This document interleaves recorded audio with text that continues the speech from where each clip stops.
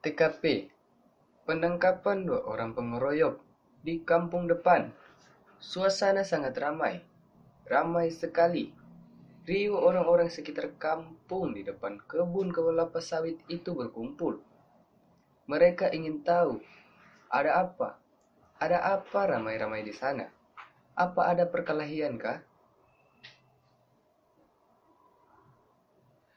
Ada satu motor tergeletak di tengah jalan. Motor itu sudah amburadul rusak.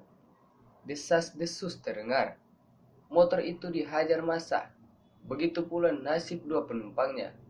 Yang satu memakai jaket hitam. Kepalanya sebelah kiri bocor. Darah terlihat kental mengalir dari kepala yang bocor itu ke pipi dan ke dagu pria yang berjaket. Letak kampung depan itu berada di pinggir jalan utama. Wajar bila banyak mobil dan motor berhenti sejenak. Sebagaimana khas masyarakat Indonesia, bila ada yang ribut-ribut di jalan, mereka otomatis kepo. Kemacetan tak terhindar.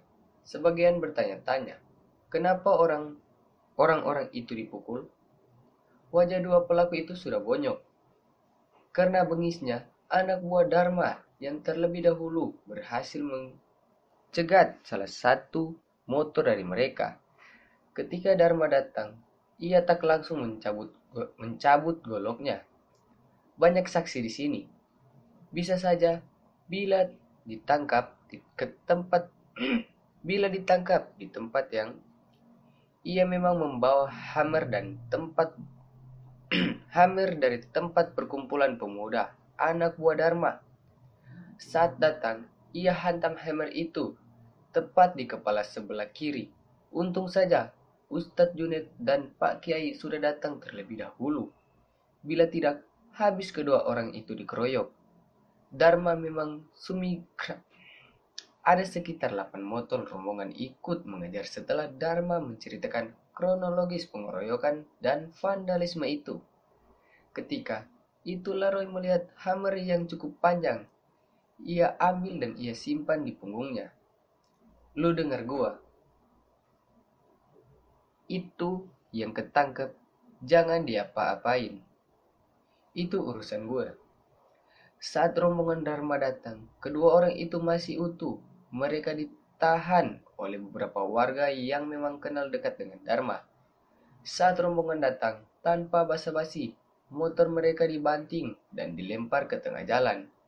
Saking emosinya, kedua orang itu memang bernasib malang. Entah sarapan apa mereka pagi ini. Teman-temannya yang lain berhasil. Dharma mencekik salah satu pelaku yang berjaket hitam. Memukulnya bertubi-tubi.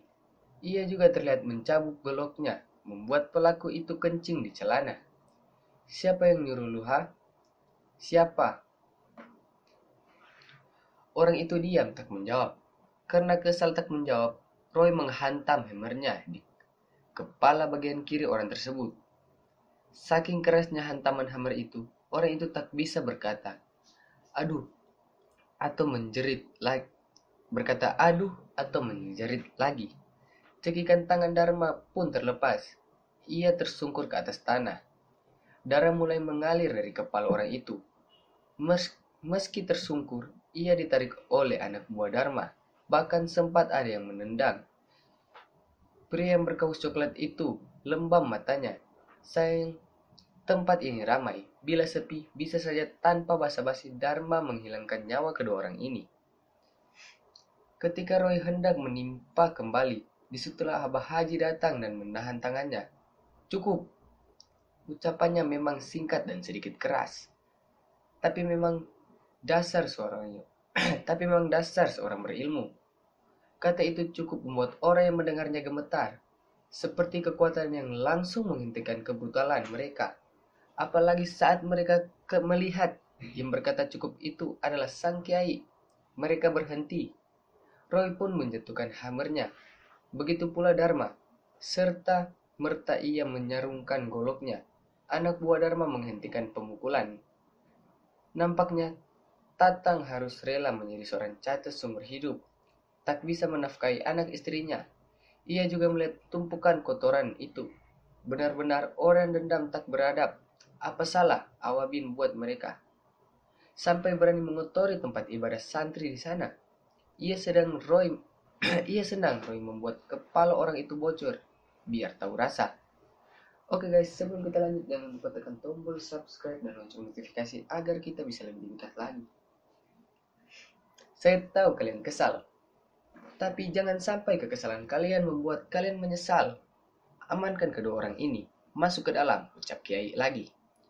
Dharma menyiul anak buahnya agar mundur. Masyarakat makin ramai melihat kejadian ini. Ada yang berhenti di pinggir jalan dan banyak pula yang turun dari kendaraan mereka. Elu pada berdua harus terima kasih sama Pak Kiai. Kalau bukan karena Pak Kiai yang sabar dan nahan elu, urusannya selesai di kuburan. Sekarang elu jawab apa yang Kiai tanya ke elu, ucap Dharma ketika mereka sudah dimasukkan ke dalam salah satu rumah warga. Darah bercucuran, itu sudah berhenti karena diperban seadanya. Mereka berdua terlihat sangat takut. Orang itu pun tak berani menunda jawaban dengan sigap mereka bilang, kami cuma orang suruhan pak, betul-betul. Kami nggak tahu. Ah bohong lu. Satu gamparan Dharma mendarat di pipi orang bonyok itu. Sabar mang, sabar. Ucap Abah Haji menahan emosi Dharma.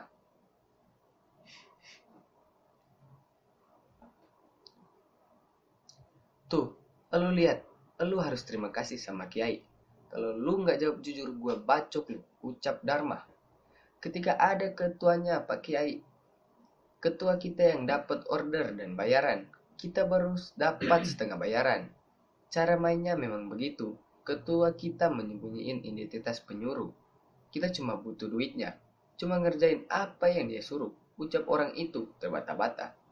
Siapa ketua kalian? Saat ditanya itu, kedua orang ini terlihat takut membuka samaran. Tapi melihat Dharma dan anak buahnya yang siap menghajar mereka lebih takut. Namanya Barong, tinggal tidak jauh dari sini. Mereka tinggal di... Semua kaget mendengar daerahnya, terutama Dharma yang kenal dengan daerah itu. Iya Kiai, ya sudah, kalian saya serahkan ke pihak yang berwajib. Sekalian saya mau melaporkan aksi keji tadi subuh. Biar kepolisiannya mengusut. Mang Dharma, bawa orang ini ke kantor polisi. Dan buat laporan yang dilakukan orang ini. Baik Bah Haji, ucap Dharma yang sungkan. Beruntung banget lu ya, nasibnya. Untuk pakai sabar, kalau enggak. Ustadz Junek, Roy dan Dharma mengobrol sejenak. Mereka saling cerita kejadian detail masing-masing. Pak Kiai sedang serius menjawab telepon. Entah dari siapa. Yang jelas, memang tidak bisa yang banyak dilakukan dari penangkapan kedua orang ini. Mereka hanya orang suruhan. Kuncinya bila Dharma mau menyelidiki daerah dan nama orang itu tadi. Mungkin masalah. Ia mendekat ke arah Ustadz Junet. Roy dan Dharma bilang, ini masalah serius. Nanti kalian selidiki nama dan daerah orang tadi. Cari tahu. Serius apa Bah Haji? Tanya Ustadz Junet. Sambil melihat ke kiri dan ke kanan, Abah Haji berbicara pelan. Tapi Ustadz Boin menelepon. Agak lama pakai diam dan ia menjawab, dia mau salah satu di antara kita yang ada yang mati. Sok Ustadz Junet mendengar surat itu. Begitu pula Roy. Terlihat masih bingung. Dharma bahkan refleks memegang sarung goloknya lebih kencang.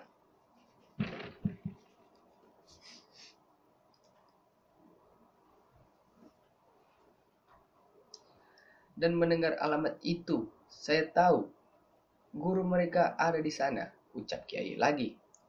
Guru yang hampir sama seperti saya. Guru yang dulu nyerang saya sewaktu doa di proyek kamu, Roy, ucapnya lagi. Meski kaget dan ingat kejadian tumbangnya Abah Haji di proyek itu, mereka berpikir, setidaknya kita mulai tahu siapa musuh kita. Oke guys, terima kasih karena sudah membaca novel kami. Jangan lupa tekan tombol subscribe dan lonceng notifikasi agar kita bisa lebih semangat lagi membuat novel-novel berikutnya.